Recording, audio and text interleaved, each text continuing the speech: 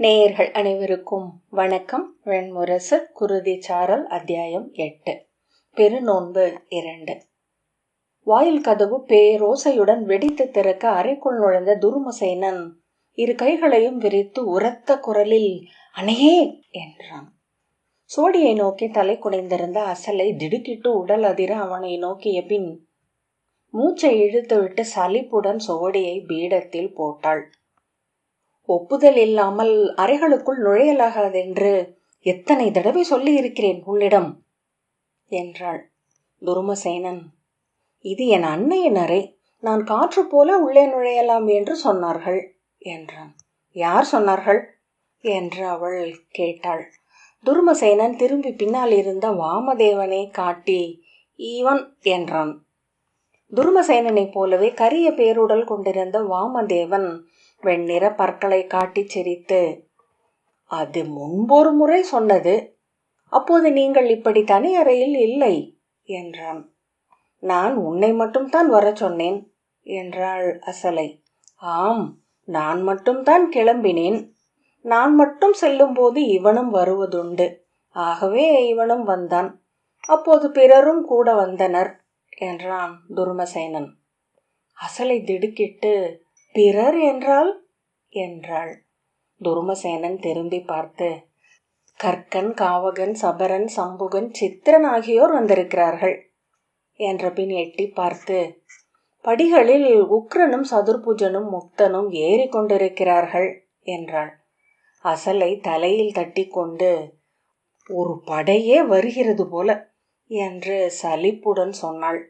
ஆம் அண்ணையே, கூடத்தில் சாந்தனும் திரிகுணனும் பிரமதனும் கூர்மனும் சக்கரனும் திரிவக்ரனும் உக்ரபாகுவும் பேசி கொண்டிருக்கிறார்கள். அவர்களும் மேலே வந்து விடுவார்கள் என்றான். இன்னும் ஒரு குழு முற்றத்தில் நிற்குமே என்றாள் அசலை மெல்ல கையூன்றி எழுந்த பின். ஆம், எப்படி தெரியும் என்றான் வாமதேவன். தெரிந்து கொள்வதற்கென்ன, நீங்கள் எவருமே தனி உள்ளம் இல்லாதவர்கள். இவன் வருவதை கண்ணால் பார்த்த அத்தனை பேருமே உடன் வந்து கொண்டிருப்பார்கள். 1000 பேரும் அரண்மனைக்குள் பெருகி நிறைந்தால் கூட வியப்படைய மாட்டேன் என்றாள் அசலை. நீங்கள் எதற்காக என்னை பார்க்க வேண்டும் என்று சொன்னீர்கள்? தூதன் வந்து ஒன்றும் சொல்லவில்லை என்றான். வெறுமனே பார்ப்பதற்காகத்தான். நேற்று மாலை உன்னை கனவில் கண்டேன். பார்த்து நெடுநாள் ஆகிறதே என்று உன்னை மட்டும் வரச் சொன்னேன். ஆனால் நீங்கள் இப்படித்தான் வர முடியும் என்று தெரிகிறது என்ற பின் சிரித்து, ஒரு வகையில் இப்படி உங்களை பார்ப்பதும் நன்றாகவே இருக்கிறது. 100 முறை பார்ப்பதை சேர்த்தே பார்ப்பது போல என்ற பின் வருக என்றாள். அன்னையே, எனக்கு நீங்கள் சிறப்பான விருந்து எதையோ இங்கு ஒருக்கி இருப்பதாக இவன் சொன்னான் என்றான் துருமசேனன்.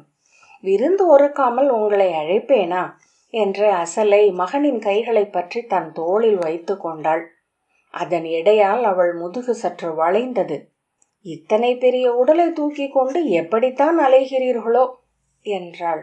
வாமதேவன், மாறாக இவ்வளவு பெரிய உடலை எங்கள் உள்ளத்தால் நிறைக்க முடியவில்லை. ஏராளமான இடம் மிஞ்சி இருக்கிறது. ஆகவேதான் நாங்கள் நிலை அழிந்து கொண்டே இருக்கிறோம் என்றான். கதை பயிற்சி நடக்கிறதா என்றாள் அசலை. பயிற்சி நடக்கிறதா என்றால் ஒவ்வொரு நாளும் நடக்கிறது. அது பயிற்சியா என்று கேட்டீர்கள் என்றால் அதை மூத்த தந்தைதான் சொல்ல வேண்டும் என்றான் வாமதேவன். அவர்கள் அறையை விட்டு வெளியே வந்தனர். பேரொலியுடன் ஒரு கூட்டம் படிகளில் ஏறி மேலே வந்தது. பார்த்து, மாளிகையே இடித்து தள்ளிவிடப் போகிறார்கள் என்றாள் அசலை. உக்ரன் இரு கைகளையும் விரித்து உரத்த குரலில் அன்னையே என்றான். கத்தாதே, உத்தரமே இடிந்து தலையில் விழுவது போல் இருக்கிறது என்றாள் அசலை. அதற்குள் சாந்தன் அன்னையே என்று இரு கைகளையும் தட்டி வெடி ஓசை எழுப்பினான்.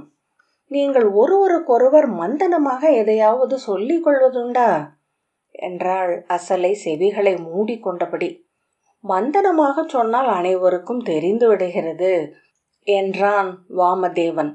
கும்பன் படிகளின் அருகே இருந்த தூணில் தொற்றி மேலேறி வந்து அவள் இரு கைகளையும் பற்றி அன்னையே என்று கூவினான். இன்னும் பல நாட்களுக்கு என் தலைக்குள் இந்த ஓசைதான் ஒலித்து கொண்டிருக்க போகிறது. என்றாள் அசலை. அவளுக்கு பின்னால் இருந்து நிகும்பன் அன்னையே என்றான். திடுக்கிட்டு உடல் அதிர திரும்பி பார்த்து, மூடா, பின்னால் இருந்து கூச்சலிடாதே என்றாள். அன்னையே, நீங்கள் என்னை பார்க்க வேண்டுமென்று அழைத்தீர்களா என்றான் சம்புகன். நான் பார்க்க அழைத்தது இவனை என்றாள் அசலை துர்மசேனனை சுட்டி காட்டி. அதைத்தானே நான் சொன்னேன் என்றான் அவன். சரி, வாருங்கள் என்று அவள் அவர்களை அழைத்துச் சென்றாள். முன்னால் சென்ற ஒருவன் அங்கு பாதி திறந்திருந்த கதவை ஓங்கி உதைத்தான். பேரொலியுடன் அது கீழிலிருந்து உடைந்து அப்பால் மரத்தரையில் விழுந்து வெடியோசை எழுப்பியது. அனைத்து வாயில்களிலும் சாளரங்களிலும் சேடியரின் அஞ்சிய முகங்கள் தோன்றின. ஒருவன் ஓடிச் சென்று சாளரத்தில் தோன்றிய முதிய சேடியின் தலையை பற்றி இழுத்து வெளியே விட்டான். இவள் பெயர் மரிசி. இவளை எனக்கு தெரியும். இருமுறை இவள் எனக்கு பன்றியூன் பரிமாறியிருக்கிறாள் என்றான். பன்றியூன், பன்றியூன் என்று குரல்கள் எழுந்தன. எல்லா ஊனும் ஒருங்கி இருக்கிறது, ஓசையிடாமல் வருக என்று அவன் தோள்களை தட்டி அசலை சொன்னாள். நாங்கள் அங்கே ஊனுணவு உண்டுவிட்டுத்தான் வருகிறோம். ஆனால் வரும் வழியிலேயே எங்களுக்குள் ஒரு சிறு பூசல். இவன் சொன்னான், 3 மாத யானை குழவியாகிய சந்தீபனை அவனால் தூக்க முடியும் என்று. தூக்கி பார் என்று அறை கூவினேன். இவன் அருகே சென்று அதை தூக்க முயன்ற போது அதன் அன்னை இவனை துதிக்கையால் அரைந்து தள்ளிவிட்டாள். ஆகவே நாங்கள் அனைவரும் சேர்ந்து இவனை தூக்கி ஏரியில் போட்டோம். ஏரியிலிருந்து இவன் நீந்தி கரையேறாமல் இருக்கும் பொருட்டு பிறர் ஏரியில் குதித்தார்கள்.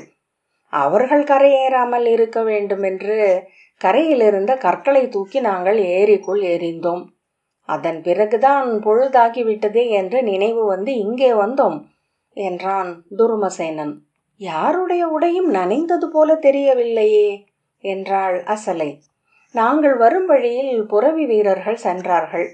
புரவியை துரத்தி பிடிக்க முடியுமா என்று மார்க்கன் கேட்டான். புரவியில் இருந்த வீரனை தூக்கி அப்பால் வீசிவிட்டு அந்த புரவியை சவுக்கால் அடித்து துரத்தினோம். அதை துரத்தியபடி வடக்கு வாயிலின் ஊடாக புராண கங்கைக்குள் நுழைந்து காந்தார குடியிருப்புகளின் ஊடாக சுற்றி இங்கே வந்தோம். அதற்குள் உடைகள் காய்ந்து விட்டன என்றான் சாந்தன். துர்மசேனன், அன்னையே, உணவை பற்றி பேச தொடங்கியதுமே பசித்தது. இவ்வளவு தூரம் வருவதற்குள் பசி மிகுந்து கொண்டே செல்கிறது என்றான். மிக அப்பால் வந்து பணிந்து நின்ற அடுமனை சேடியிடம், உணவு ஒருங்கிவிட்டதா என்ற அசலை கேட்டாள். ஆம் அரசி என்று அவள் சொன்னாள். வாருங்கள், நான் உணவு அளிக்கிறேன் என்று அசலை அவர்களை அழைத்து சென்றாள். நீங்கள் மெதுவாக எண்ணி எண்ணி வைக்கிறீர்கள். எங்கள் உணவை நாங்களே அள்ளி எடுத்து உண்டால்தான் நிறையும் என்றான் துர்மசேனன். இன்றொரு நாள் ஓர் அகப்பை உணவை மட்டும் நானே வைக்கிறேன். அதன் பிறகு நீங்களே உண்ணுங்கள் என்றாள் அசலை. அகத்தளத்திற்குள் பெண்கள் உணவு உண்ணும் கூடம் இருந்தது. அதில் மனை பரப்பி ஏற்கனவே தொடுகறிகளை இலைகளில் பரிமாறி இருந்தனர். ஊன் உணவும் அப்பங்களும் கிழங்குகளும் கனிகளும் அருகே பெரிய கூடைகளில் நிரப்பி வைக்கப்பட்டிருந்தன. உணவை பார்த்ததும் கூச்சலிட்டபடி அவர்கள் ஒருவரை ஒருவர் உந்தி ஒருவர் மேல் ஒருவர் தாவி உள்ளே நுழைந்து மனைகளில் அமர்ந்தனர். பன்றியூன், பன்றியூன் என்று உதரன் கூவினான். சாந்தன் பாய்ந்தெழுந்து ஒரு பன்றி தொடையை 2 கைகளாலும் தூக்கி கொண்டு சென்று தன்னிடத்தில் அமர்ந்து புலி போல வாயால் கடித்து உண்ணத் தொடங்கினான். சில கணங்களிலேயே கூடம் மெல்லும் ஒலியால் நிறைந்தது. துர்மசேனனை கைப்பற்றி அழைத்து சென்று மனையில் அமர வைத்த அசலை, இரு, நான் பரிமாறுகிறேன் உனக்கு என்றாள். அதற்குள் இவர்கள் தின்று முடித்து விடுவார்கள் என்றான் துர்மசேனன். பொறு என்ற பின் அவள் திரும்பி அன்னம் பரிமாற ஏனத்தை எடுத்து அகப்பையை அதிலிட்டு திரும்புவதற்குள் துர்மசேனன் மாட்டுத்தொடை ஒன்றை எடுத்து உண்ணத் தொடங்கிவிட்டான். கையில் அன்னத்துடன் அவள் அவனை பார்த்து சலிப்புடன் தலை அசைத்தாள். அவன் விழி தூக்கி, இங்கு உணவு இன்னும் சுவையாக இருக்கிறது அன்னையே என்றான். அவள் சிரித்து, உண்ணுக என்று சொல்லி அவன் தலையை தொட்டு வருடினாள். மைந்தனை நினைக்கும் போது அவனை சிறு மகவாக கையிலேந்தி முலையூட்டிய நினைவுகளும் அவன் வந்து புன்னகைத்த கனவுகளும் கூடி எப்போதும் அவளை உளம் நெகிழச் செய்வதுண்டு. அவள் அந்நினைவுகளை தன்னை சூழ பரப்பி அதில் வாழ்ந்தாள். தன்னறையில் அவனுடைய இளமை கால ஆடைகளை வைத்திருந்தாள். அறைக்குள் அவற்றை வெவ்வேறு இடங்களில் பொருத்தி வைத்து ஒவ்வொரு நாளும் அவனை ஒவ்வொரு அகவையில் உளம் பார்த்து கொண்டிருந்தாள். அவனை குறித்த தன் எண்ணங்களை ஒவ்வொரு நாளும் ஓலையில் எழுதி பேழையில் சேர்த்து வைப்பாள். பின் புலரியில் அவன் எப்போதும் அவள் கனவில் வந்தான். அவனுக்கு வெவ்வேறு மனங்கள் இருந்தன. கை குழந்தையாக இருக்கையில் அவன் வாயில் எழுந்த சற்றே புளித்த முளைப்பாலின் மனம், ஓடி விளையாடுகையில் உலர்ந்த வியர்வையின் மனம், அவன் தலையில் எழும் எண்ணெயும் தாழம்பூவும் கலந்த நெடி, வளரும்போது அவன் உடல் மனம் மாறத் தொடங்கியது. உப்பு கலந்த மண் மனம், கசங்கிய தழை மனம், பின்னர் குருதியின் கிளர்ச்சியூட்டும் மனம். ஆண் புறவிகளிலும் களிறுகளிலும் அந்த மனத்தை அவள் அறிந்திருந்தாள்.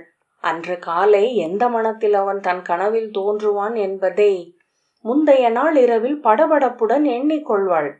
அவள் எண்ணியதை கடந்து முற்றிலும் புதிய தோற்றத்திலேயே அவன் எப்போதும் இருந்தான். கனவுகளில் கௌரவ நூற்றுவரின் முகமும் அவனுக்கு இருந்தது. நூற்றுவரில் முதல்வனாகவும் அவனே இருந்தான். ஒரு முறை மட்டும் இளைய யாதவனின் சிற்றுடலில் அவன் முகம் புன்னகையுடன் திகழ்ந்தது. எழுந்தமர்ந்து படபடப்புடன் அக்கனவை நினைவிற்கு மீட்டு கொள்ள முயன்றாள். தொட தொட கலையும் ஒன்றை பெயர்த்தெடுத்து பதிப்பதன் பதற்றமும் கை சலிப்பும் உளச்சலிப்பும் கடந்து பின்னர் எழுந்து நீராடச் செல்கையில் தன் இதழ்களில் ஒரு புன்னகையை கொண்டிருந்தாள். அவளால் எங்கும் அவன் காலடி ஓசையை தனித்து கேட்க முடியும். அவர்கள் அனைவருமே இல்லம் இடிபடும் ஓசையில் நடப்பவர்கள். இரு கைகளையும் ஓங்கி அரைந்து கொண்டு கூச்சலிட்டு பேசுபவர்கள். கையருகே எட்டும் ஒவ்வொன்றையுமே ஓங்கி அரைபவர்கள். அவர்களில் ஒருவரிலிருந்து பிரிதொருவர் என்று பிரித்தறியவே இயலாதென்று அஸ்தினபுரியில் அனைவரும் கூறினர். ஆனால் அவள் அவனை மட்டும் அறிந்திருந்தாள். ஒவ்வொரு எண்ணமும் மிக இயல்பாக அவனையே சென்றடைந்தது. அடுமனை வாயிலுக்கு சென்று உள்ளிருந்து எழும் உணவு மனத்தை முகர்ந்தபடி நிற்கையில் அவனை மிக அண்மையாக உணர முடிந்தது அவளால். சூதர்கள் புறவிகளை உருமி விடுகையில் பளபளத்து எழுந்தமையும் இறுகிய பெருந்தசைகளை சாளரத்தினூடாக நோக்கி நிற்பாள். அவன் தோள்களும் முதுகும் நெஞ்சும் என அவை உருக்காட்டும். இறுக்கமே அசைவென்றான அவற்றின் மிடுக்கு, பருவடிவ ஆற்றலுக்கு மட்டுமே உரிய மிதப்பு, எங்கு நான் இக்கணம் என்னும் தன்னில் நிறைவு. ஆனால் ஒவ்வொரு முறையும் அவனை நேரில் பார்க்கையில் ஏமாற்றத்தால் அவளுக்குள் விரிந்த அனைத்தும் சுருங்கி உள் மடங்கும். முற்றிலும் பிரிதொருவனாக அவன் வந்து அவள் முன் நிற்பான். பல மாதங்களுக்கு ஒரு முறைதான் அவள் அவனை நேரில் பார்த்தாள். ஒவ்வொரு முறையும் அவன் உரு மாறிக்கொண்டே இருந்தான். தோள்கள் அகன்று தடித்தன. நெஞ்சிலும் கைகளிலும் மயிர் அரும்பியது. மேலுதடுக்கு மேல் மென்மயிர் முளைத்து அடர்ந்து பெரிய மீசை என்றாகியது. தாடையில் கரியவலை என தாடி வளர்ந்தது. அவன் குழல் சுருளற்ற தடித்த கருமயிர் கற்றைகளால் ஆனது. நீண்ட சரங்களாக அவன் தோளில் தொங்கியது. அவன் குரல் ஒவ்வொரு முறையும் பிரிதொன்றாகியது. அவன் கண்கள் மட்டும் மாறாதிருந்தன. ஆனால் அவற்றை எதிர்கொள்ள அவளால் முடியவில்லை. அன்னையே என்ற பெருங்குரலுடன் அவன் வந்து நிற்கும் போது ஏன் அவனை அழைத்தோம் என்றே அவள் எண்ணுவாள். அவனை முடிந்த விரைவில் திருப்பி அனுப்பிவிட வேண்டும் என்று தோன்றும். அத்தருணத்தை கடக்க வேண்டுமெனில் பொருளற்ற எதையேனும் பேச வேண்டும். அதை அவனே உருவாக்குவான். மிக பெரும்பாலும் அவன் உணவுண்ணும் பொருட்டே அங்கு வந்தான். அவன் உள்ளத்தில் அன்னை உணவின் வடிவில் அமைந்திருந்தாள். அவளும் உணவை பற்றிய பேச்சுக்களினூடாக அவனிலிருந்து தன்னை முழுமையாக விலக்கி கொண்டாள். உணவுண்ணும் போது அவன் அவளிடமிருந்து முழுமையாக விலகி செல்வான். அப்போதுதான் இயல்பாக அவனை பார்க்க தொடங்குவாள். மெல்ல மெல்ல விழிக்கு பழகி அன்றைய புத்துருவுடன் தன்முன் வந்து நின்றிருக்கும் அவனை தன்னவன் என்று தன் உள்ளத்திலிருந்து தயங்கும் பெண்ணுக்கு உணர்த்துவாள். மிக தயங்கி 100 முறை பின்வாங்கி அவள் எழுந்து வந்து மைந்தனை அறியும் கணம் ஒன்று உண்டு. எப்போதும் அது ஒரு தொடுகை. நோக்கில் முற்றிலும் அயலவனாக தெரியும் அவன் தொட்டதுமே தன் மைந்தனாக ஆவதன் விந்தையை அவள் மீண்டும் மீண்டும் உணர்ந்தாள். இயல்பாக தோளையும் கையையும் தொடும் போதே கண் ஒன்று சொல்ல உள்ளம் பிரிதொன்று சொல்லும் அலைக்கழிவையே உவகை என கண்டு அமர்ந்திருப்பாள். தலைக்கு மேல் ஓங்கி பெருந்தோள்களும் எடைமிக்க கைகளுமாக நிற்பவன் முதிரா தசை கொண்ட குழவி என தொடுகைக்கு தென்படுவான். புளித்த முளைப்பாலின் மனமும் பொடி வியர்வை மனமும் மூக்கினுள் எழுவதென தோன்றும். அவள் அப்போது அவனை பெயர் சொல்லி அழைக்க விரும்புவாள். துருமசேனன் என்ற பெயர் அவள் அறியாதது. அது அவன் முதுத்தந்தை மடியில் அமர்த்தி நிமித்திகர் வகுத்தளிக்க அவனுக்கிட்ட பெயர். அவளிட்ட பெயர் கிருஷ்ணன். அவனை அவள் அவ்வாறு ஒரு முறை கூட அழைத்ததில்லை. எப்போதும் மைந்தா என்றே அழைத்தாள். மைந்தன் என்றே சொன்னாள். அவள் இயல்பாக கை நீட்டி அவன் முழங்காலை தொட்டாள். பன்றி நெஞ்சை பற்களால் நொறுக்கி ஊனை இழுத்து மென்று தின்று கொண்டிருந்த அவன் திரும்பி அவளை பார்த்து புன்னகைத்தான். அத்தருணத்தில் அனைத்தும் விலகி மீண்டும் கருவறையிலிருந்து குருதி மனத்துடன் வெளிவந்தான். கண்ணீர் மல்கும் அளவுக்கு அவள் உள நெகிழ்வை அடைந்தாள். இதழ்களை அழுத்தியபடி தலை குனிந்து பெருமூச்சு விட்டாள். ஏறி இறங்கும் நெஞ்சை கைகளால் அழுத்தியபடி மூச்சை இழுத்துவிட்டு மெல்ல தன்னை நிலைப்படுத்தி கொண்டாள். பின்னர் புன்னகையுடன், தந்தையை பார்த்தாயா என்றாள். உண்பதை நிறுத்தி துருமசேனன், அவர்களை நான் பார்த்தேன், நெடு நாட்களாகின்றன. அவன் அருகே இருந்த வாமதேவன், எங்களை பார்த்ததுமே சினம் கொள்கிறார்கள். சென்ற முறை தந்தை துர்மதர் என்னை ஓங்கி அறைந்தார். நீ என்ன செய்தாய் என்று அசலை கேட்டாள். நான் காலை உணவுக்காக ஒரு கன்றுக்குட்டியை தூக்கி சென்று கொண்டிருந்தேன். அசலை புருவத்தை சுளித்து, கன்றுக்குட்டியா என்றாள். அது பசுக்கன்று என்று நான் பார்க்கவில்லை என்று வாமதேவன் சொன்னான். ஏனென்றால் அதை கவிழ்த்தால்தான் பார்க்க முடியும் என்றான் சாந்தன். துருமசேனன், சிம்மமும் புலியும் பசுவா காளையா என்று பார்த்தா வேட்டையாடுகின்றன. தந்தையருக்கு எதுவுமே புரிவதில்லை என்றான். ஆம், உண்க என்று அவன் தோளை தட்டினாள் அசலை. பின்னர் கைகளால் மெல்ல அவன் முழங்கால் தசைகளை வருடத் தொடங்கினாள். முழங்கால் முடி யானை மயிர் என தடித்து கம்பிச் சுருளாக கையில் தட்டுப்பட்டது. இறுகிய கெண்டைக்கால் தசையை வருடி உள்ளங்காலை அடைந்தாள். ஒவ்வொரு விரலும் அடிமரத்து வேர்கள் போல மண் செறிந்து விரிந்திருந்தன. தன் மெலிந்த வியர்வை கொண்ட கைகளால் அவள் ஒவ்வொரு விரலாக தொட்டு இழுத்தாள். பெரிய நகங்களின் மேல் விரல் ஓட்டினாள். விரல் இடுக்குகளில் விரல் செலுத்தி அழுத்தினாள். அவன் காலை வருடி கொண்டே தலை குனிந்து அமர்ந்திருந்தாள். ஏதோ கனவிலென இருந்த அவள் சூழுணர்ந்து விழித்து கொண்ட போது தன்னை சூழ்ந்து உணவுண்டு கொண்டிருந்த மைந்தர் திரளை நோக்கி ஒரு கணம் எதுவும் புரியாதவள் போல திகைத்தாள். உண்ணலின் சுவையில் உடல்கள் மெல்ல அசைய கரிய நீர் நிறைந்த சுனை என அலை கொண்டது அவ்வரை. ஊழகத்தில் என நிலை மறந்த விழிகள், அவிகொள்ளும் அனலென அசைந்த உதடுகளும் கைகளும், மெல்லும் நொறுங்கும் அறையும் ஓசை, கலங்கள் ஓசையிட்டன. மூச்சொலிகள் அங்கே நாகக்கூட்டம் நிறைந்திருப்பது போல என்ன செய்தன. எத்தனை முகங்கள்! ஒரு நோக்கில் ஒன்று போல் என காட்டி கூர் நோக்கில் ஒவ்வொன்றும் வேறென விளையாடுபவை. குருகுலத்தின் அத்தனை மூதாதையரும் முகில் திரண்டு மழையென இறங்குவது போல அஸ்தினபுரி மேல் பொழிந்து விட்டனர் போலும். ஒவ்வொருவரும் பிற மானுடர் உண்பதை விட 4 மடங்கு உண்கிறார்கள். உண்பதற்கு மட்டுமென்றே மண் நிகழ்ந்தவர்கள் போல. ஒரு கணம் அவள் உடல் மெய்ப்பு கொண்டது. அதன் பின்னரே அவ்வெண்ணம் அவளுள் துலங்கியது. இனி இல்லை என்று உணர்ந்து, இனி 1000 ஆண்டுகளுக்கான அன்னத்தை உண்டு செல்ல வந்திருக்கிறார்களா என்ன? உணவுண்டு எழுந்து அவன் உறக்க ஏப்பம் விட்ட போது புன்னகையுடன் அண்ணாந்து பார்த்து, அடுத்தது என்ன? ஏதாவது யானை வாலை இழுத்து பார்ப்பது தானே? யானை வாலையா? யானை வாலையா? ஏன் என அவன் ஆவலுடன் கேட்டான். அவள் சிரித்து, அறிவிலி, நான் வேடிக்கைக்காக சொன்னேன். மெய்யாகவே சென்று யானை வாலை இழுத்து விடாதே என்றாள். ஏன், இழுத்து பார்த்தால்தான் என்ன என்ற அவன் திரும்பி வாமதேவனிடம் கேட்டான். இழுக்கலாம் தான் என்று அவன் சொன்னான். அசலை, வேண்டாம், நேராக உங்கள் காட்டு இல்லத்திற்கே செல்லுங்கள். ஆம், ஆனால் இம்முறை நாங்கள் தெற்கு வாயில் வழியாக செல்வதாக இருக்கிறோம் என்றான் சாந்தன். துருமசேனன், அன்னையே, போர் வந்து கொண்டிருக்கிறது என்கிறார்களே, மெய்யாகவா என்றான். எவர் சொன்னது என்றாள். மூத்தவர் சொன்னார். ஆகவே நாங்கள் எல்லாம் முறையாக கதை பயில வேண்டும் என்றார். அசலை, போர் வராது. துருமசேனன், வரும் என்று உரக்க சொன்னான். அதில் நாங்கள் எல்லாம் இறந்து போவோம். அசலை நெஞ்சு உறைய சில கணங்கள் நின்று பின் கடந்து, என்ன சொல்கிறாய் அறிவிலி என்றாள். நிமித்திகர் பார்த்து விட்டார்கள். எங்களிடம் செவிலி காந்திமதி வந்து சொன்னாள் என்றான் துருமசேனன். நான் போரில் இறப்பதற்கு முன் 100 பேரை கொல்வேன். அசலை, அதெல்லாம் வெறும் செய்திகள். போர் நிகழப் போவதில்லை. அன்னையே, நாங்கள் எல்லாம் இறந்துவிட்டால் இந்த அடுமனையாளர்கள் குறைவாகத்தான் சமைக்க வேண்டும், இல்லையா என்றான் கும்பன். தந்தையர் இருப்பார்களே, அவர்கள் நிறைய உண்பார்கள் என்றான் சாந்தன். தந்தையரும் இறப்பார்கள் என்றுதானே நிமித்திகர் சொன்னார்கள். செவிலி சொல்வதை நீ கேட்டாயல்லவா என்றான் உக்கிரன். அசலை, அதெல்லாமே பொய். நீங்கள் வாழ்வீர்கள். சென்று விளையாடுங்கள் என்றாள். சென்று வருகிறோம் அன்னையே என்று துருமசேனன் அவள் காலை தொட்டு தலை வைத்தான். சென்று வருகிறோம் அன்னையே என்று ஒவ்வொருவராக அவளை வணங்கினர். அது நெடுநேரமாக அலைகளைப் போல நிகழ்ந்து கொண்டே இருப்பதாக அவளுக்கு தோன்றியது.